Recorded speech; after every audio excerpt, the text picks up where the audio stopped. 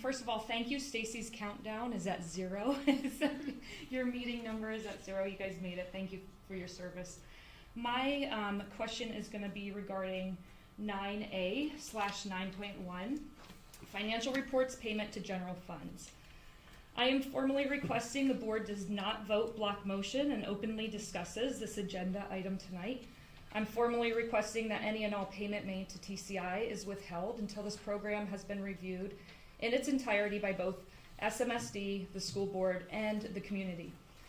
Looking at the general funds disbursement detail listing, there are 2 invoices on November 8th from TCI for middle school 6 through 8 social studies students and teacher licenses. These 2 invoices totaled $19,998 and are being paid by check number 62131. When researching the TCI curriculum, TCI states on their website, over the past year, changes were made to ensure curriculum and programs are more culturally responsive, diverse, and inclusive. These changes include adding culturally responsive curriculum, updating quotations to reflect ethnic and gender diversity, adding content to help teachers teach this curriculum. TCI's methodology is updated to cooperative inclusive classroom. The terms black and white are being capitalized in reference to racial groups. Content was added to highlight the Black Lives Matter movement.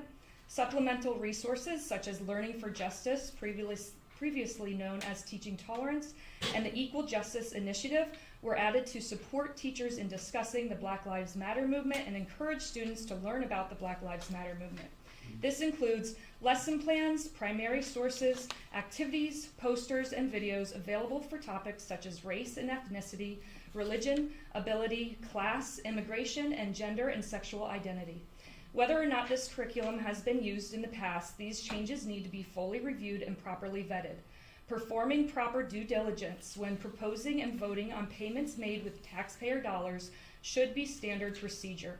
These sources, TCI, Learning for Justice, and the Equal Justice Initiative, contain numerous concepts that stem from critical race theory and are embedding throughout this updated curriculum, lessons, resources, and supplemental materials.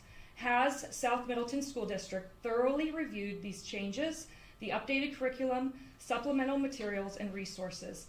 That needs to happen, and the community needs the opportunity to access and review this curriculum also. On November 8th, Mr. Estep posted a letter via Facebook to the community insisting that critical race theory was not being taught at SMSD. Meanwhile, on November 8th, the same day of Mr. Estep's 4:34 p.m. statement, these 2 invoices to TCI were prepared to be paid with check number 62131 for the amount of $19,998 for middle school 6 through 8 social studies licenses. This leads me to believe that TCI and its recommended resources, lessons, and materials were not properly reviewed and vetted.